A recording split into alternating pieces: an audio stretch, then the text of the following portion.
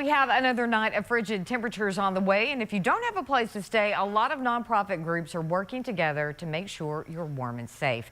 News West 9's Francisco Soto joins us live from the Salvation Army in Odessa and tells us more about what kind of help people are receiving. Francisco.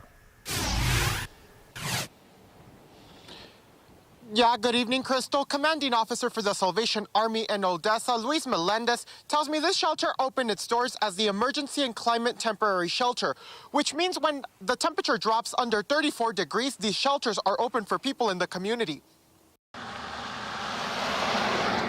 The snow is in town, but so are the chilly and cold nights.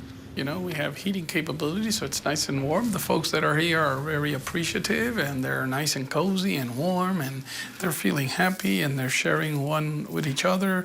And that's what it's all about. It's about sharing the love of God and caring for humanity and those that are in need. And helping those in need during cold temperatures is the main goal. To be a shelter classified as inclement weather, that does mean that every time that weather is 34 and below, overnight for a day or two, then we'll have to make arrangements as best as we can with our limited employees and volunteers, make this happen.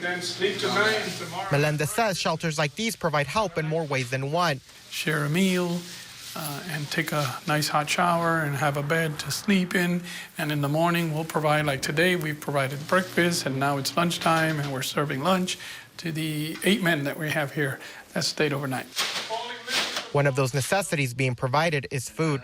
With soup or chili like we're serving now for lunch. So all of those are elements that keep you nice and warm and happy, and the expression of each one of them is one of gratitude, you know. In times like these, Melendez reflects on the kindness of the community. If you're out in the cold, maybe you live in a car, or you're homeless out in the streets, or you don't have any heating capability at home, then don't stay out in that inclement weather.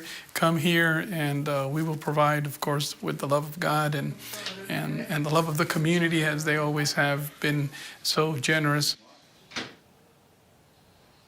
And over in Midland, the same thing. The Salvation Army shelter located on 600 East Wall Street will continue to have 3 meals a day.